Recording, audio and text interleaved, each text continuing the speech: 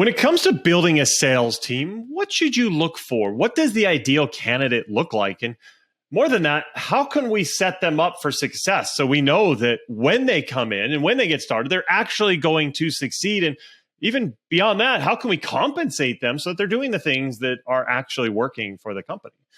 Well, that's a lot of questions. And these are things that a lot of people are asking, but that's why I had Ken Lazar on the show. He's with Ability Professional Network. And Ken came in and documented, shared exactly what it is that you can do to find the best sales candidates, set them up for success, compensate them, and get them rocking. So if you're really wanting to grow your team, this is the episode for you.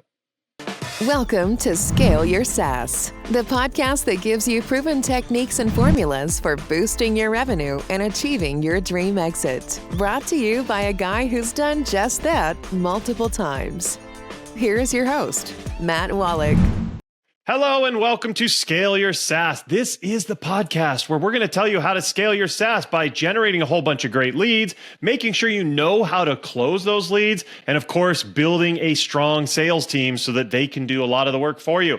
If you want any of those things, definitely subscribe to the show now. You do not want to miss where we bring in experts from around the software industry to show you exactly how to do all these things. And one of these experts is here with us today, and I am super excited about it. I've got Ken Lazar with me. Ken, how you doing?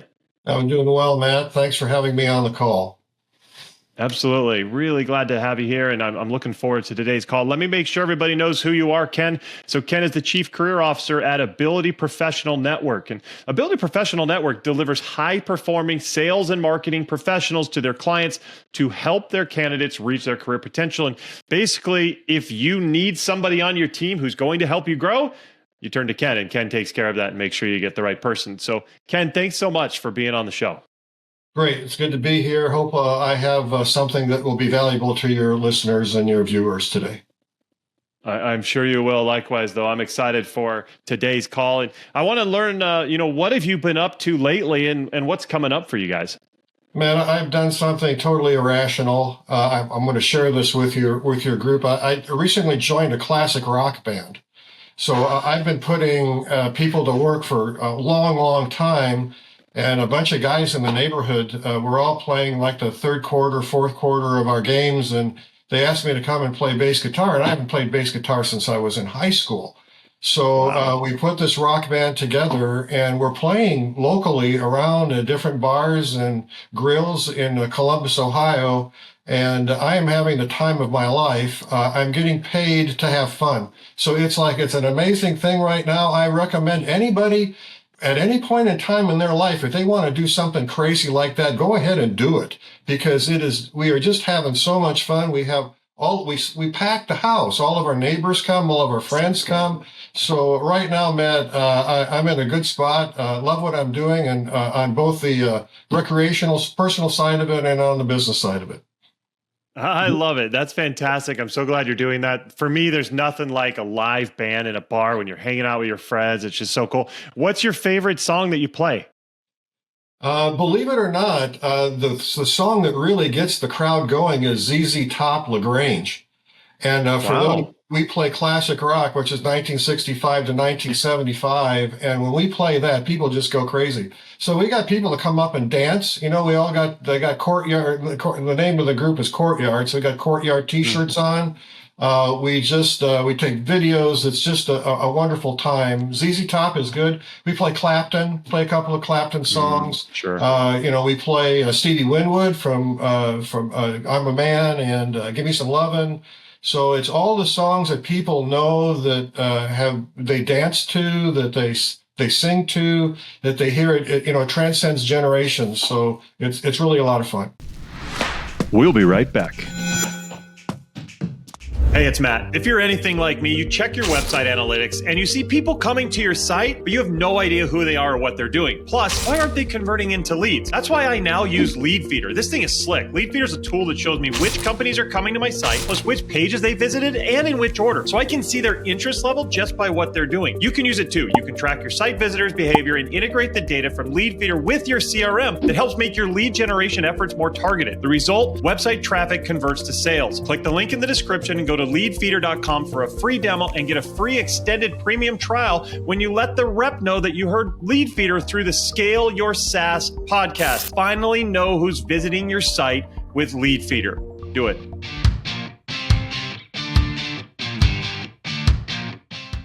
And we're back.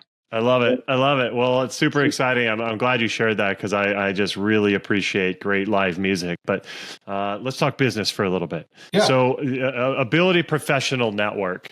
How did this company come to be? Well, man, I've been in putting people to work for a long time, for the better part of my career. I worked for two major international staffing companies. One was Kelly Services, the other is Manpower Group, and also for a technical staffing company here locally. And I enjoy that process of putting people to work. So about 11 years ago, I came home. This is interesting. Wives play an important part of our lives, I think, Matt, don't they? So I came home from work one day, and I was working for a boutique staffing company at that time, a retained search company. And my wife says to me, she says, Ken, I don't think you like your job anymore. And I says, well, how do you know? I said, I can just tell when you come home you don't like your job. What you really ought to do is you really start your own company, because, you've been doing this for such a long time. In Columbus, Ohio, we've had job networking groups going since the Great Recession, since 2006. So I built up some social capital locally. And so I says to Nan, I says, do you know what you're in for? And she says, yeah, let's do it. So we started Ability Professional Network with my son, Matt, and we never looked back. Once I put my shingle out there, the people that I had helped along the way, and this is really a lesson for the people that are on the call. When you build up social capital and you've helped people along the way, they return the favor tenfold. So I put out my shingle and you need a website. I'll put a website for you. You need a logo. I'll do a logo for you. You need business cards. You need this. You need that. Let's all do this for you. So I had this whole neat group of people that came forward and said, Ken, you've helped us in the past. Let us help you build your company. So we needed to have a focus. And we decided, since, I've been in sales all my life, my son had been in sales all of his life, we just said, let's put salespeople to work. And that was our lane. It's been our lane ever since then. I mean, we've chased some shiny objects along the way that didn't work out, but as long as we were staying in our lane and putting sales professionals to work, we became very successful. So we're a 10-year overnight success, man. 10-year overnight success. I love that. And I think a lot of founders on the call, myself included, are probably resonating with your story of, hey, it's amazing how other people have come to help. And I remember when I started my companies, inevitably I'd have somebody I helped previously that would come help me. And it's just really cool how you kind of can create this ecosystem of this family around you of people who help. And I'm glad that worked well for you also, Ken. It's funny because a lot of the struggle that people have is building a strong sales team. And I'm glad that you focused on sales. By the way, I like your son already. His good name. But let's talk about building a sales team, because it's certainly a tough thing to do in many cases. What do you look for in a strong sales performer? What tells you this is somebody who can really add value to a company? Well, recruiting sales professionals is a unique process. It's not like recruiting engineers or recruiting accountants or project managers, because there's a lot of moving parts in a sales professional. You've got base compensation, you've got variable compensation, you've got car allowances, you've got non-competes, you've got a lot of things that you have to deal with when you're placing salespeople. So when I look for success, when I'm recruiting for sales professionals and I get an assignment, and we absolutely know what the requirements of the position are. We do a lot of work on LinkedIn. So our feeling is that any salesperson that we want to talk with has a robust LinkedIn profile. So that's what we look for first. So because good salespeople understand the networking and doing those types of things, and LinkedIn is the source right now. So when I look at the past record of a salesperson, I'm looking to see longevity in different positions. So I know that people say, well, past success, that it doesn't necessarily mean there'll be future success. I tend to disagree with that. If I take a look at a sales professional, I'm looking at his background and I see that he stays in his company maybe a year and a half or 2 years and then moves on.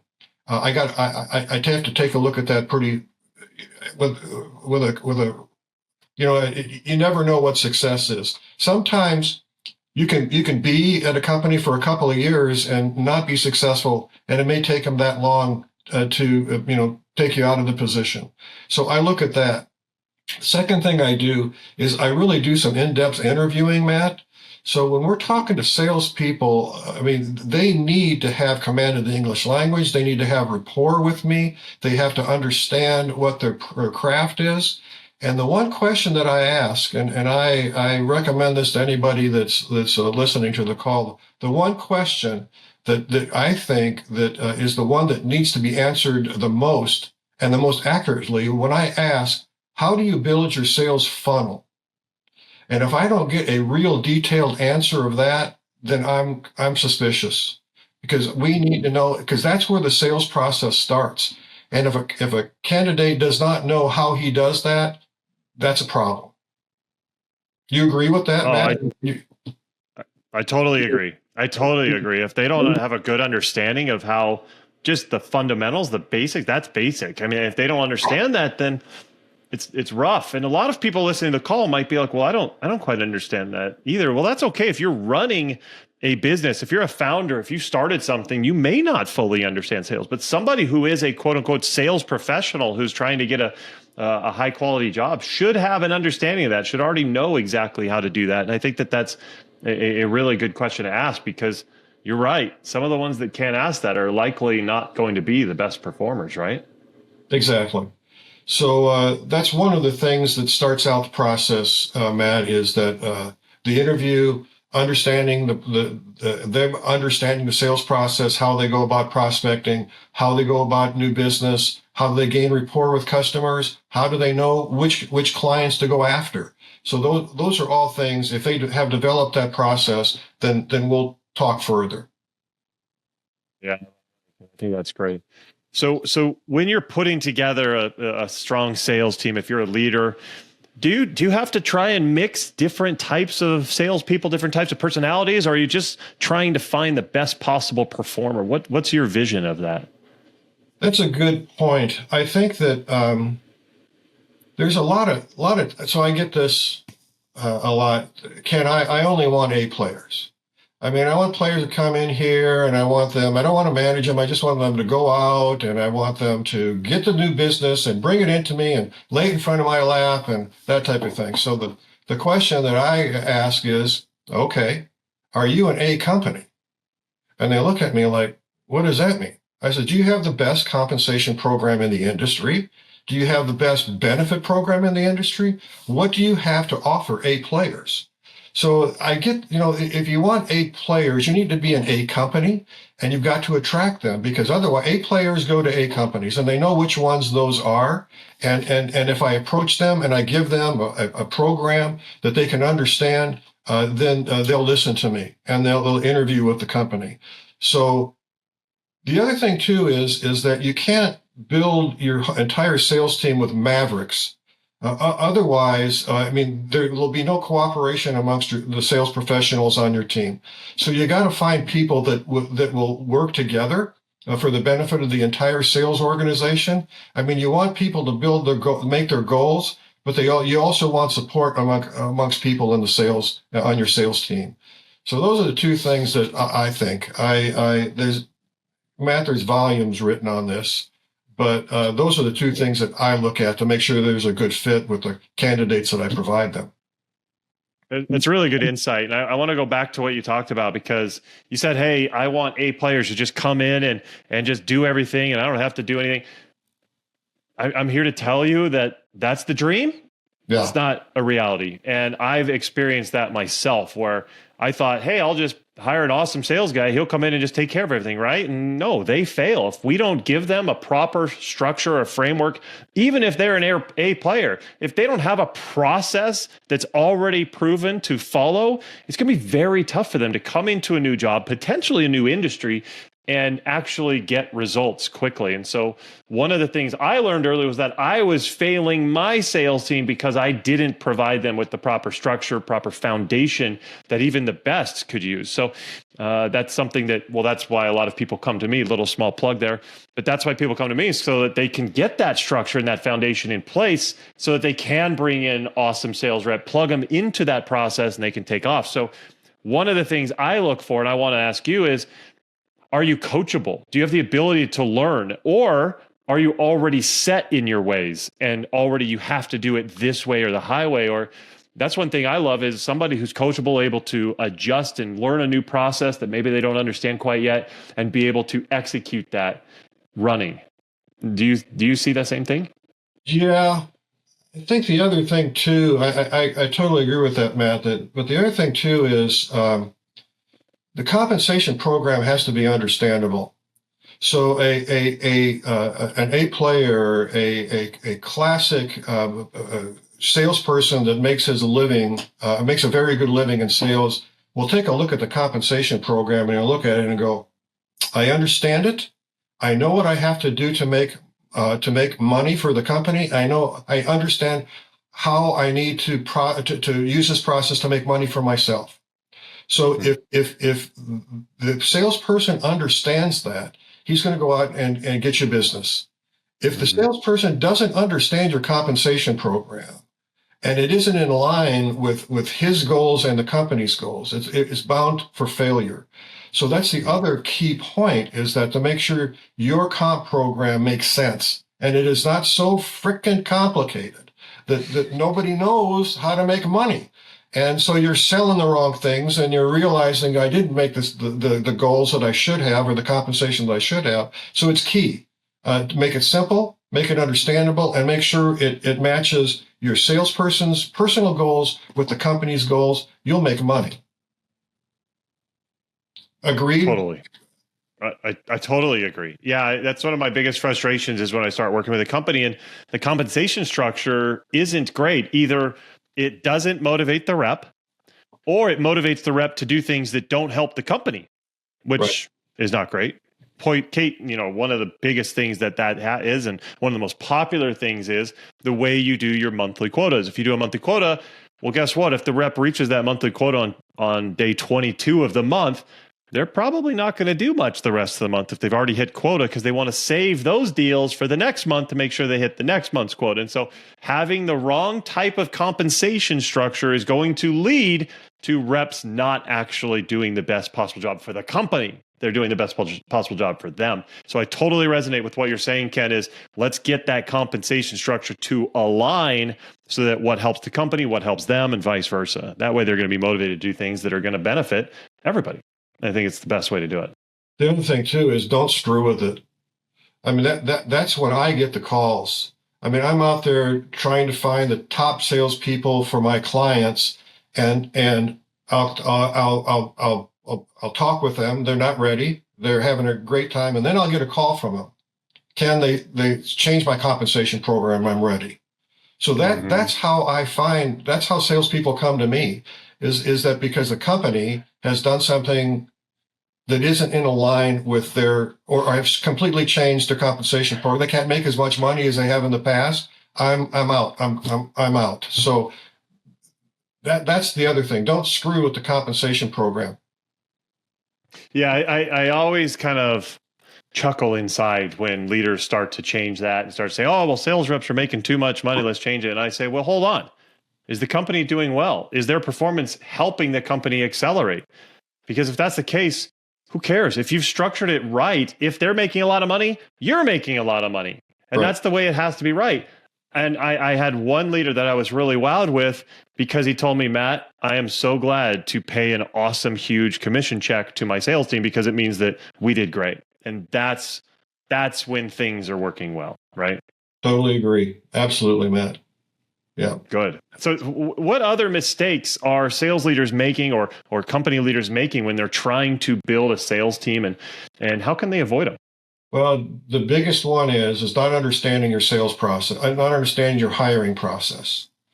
So I work with whatever process my clients want to work, what their process is. And different companies have different processes, different interviewing schedules, what have you. The worst thing that you can do is delay hiring an A player. So I got a person that it meets the qualifications of the position. I submit the candidate. I don't hear anything from the company. We're waiting. And so all of a sudden, a week later, I get a call that says, well, let's set up an interview with this candidate. What do you think that candidate thinks of the company? Not much. So you've already started behind the eight ball because you haven't made a conscientious effort to react to this candidate's interest immediately. If you go, even if there is a lengthy, I don't want you to hire quickly. I want you to hire in a process that the candidate understands. If the candidate says, you say, I'm going to interview you now. There's going to be 2 other people that are going to interview you. The process will take a week. Then if we like you, we'll bring you in. And so you continue with the process until you decide, yeah, this is the candidate that I'm going to bring in. And I am keeping the candidate apprised of what the process is at every single step. That will make the candidate feel really, really good about this company because of the interest the company has shown in him. So the company has to know that it is still a candidate's market. And the companies have to understand that they have to sell the candidate. It isn't the other way around. This has changed dramatically. So if you get a good candidate, you're going to have to sell them on the company. Not every candidate immediately wants to work for your company. You've got to make sure that you have the process and everything that is necessary for this person's success. So that's my evaluation, Matt. Make sure that your hiring process is locked down and you don't change it midstream. Oh, Gary wanted to interview you too. And, and our secretary wants to interview you and wants to make, that doesn't make for a very good experience for the candidate. No, it certainly does not. It gets it to be really tough for them to realize that this is somebody I want to work for. And that's not what we want. We want them to be energized and passionate for this opportunity. So, Ken, this is some great stuff. And I'm sure we could talk for hours about this, but unfortunately we've run short of time. So how can our audience learn more about you and Ability Professional Network? Well, just go to our website, abilityprofessional.com. And learn about us, see if there's something that we can do to help you grow your sales team. That's all we do. We've placed sales professionals right from vice president right down to sales representatives on the street. We know how to do it. Love to help. And if there's anybody out there, Matt, that just go to the website, contact me, or on the contact form, and we will respond immediately. I love that. And we'll put all that into the show notes. So if you're listening, you can go grab that there. But he's Ken Lazar, and he just gave us a lot of great information. So thank you, Ken. Appreciate you coming on the show. Matt, it's been my pleasure. Thank you very much. Have a good weekend. Thank you. You too. And everybody out there, thank you for watching and listening. Once again, make sure that you are subscribed. You don't want to miss out on any other gems like Ken just shared with us here. So go ahead and subscribe, and that way you get all the good stuff from Scale Your SaaS. Thanks for being here. Take care, and we'll see you next time. Thanks for listening to Scale Your SaaS. For more help on finding great leads and closing more deals, go to mattwolach.com.